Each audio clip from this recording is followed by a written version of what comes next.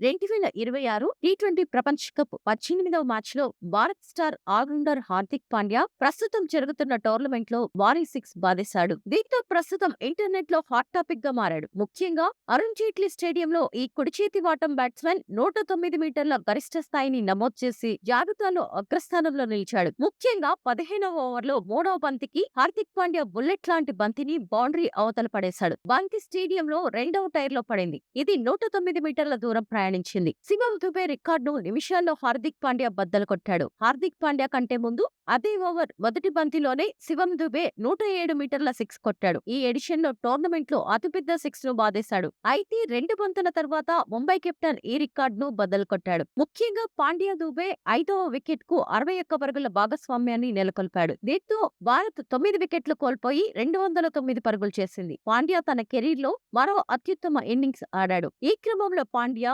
52 పరుగులు చేశాడు. ఇందులో 4 ఫోర్లు 4 సిక్సర్లు ఉన్నాయి.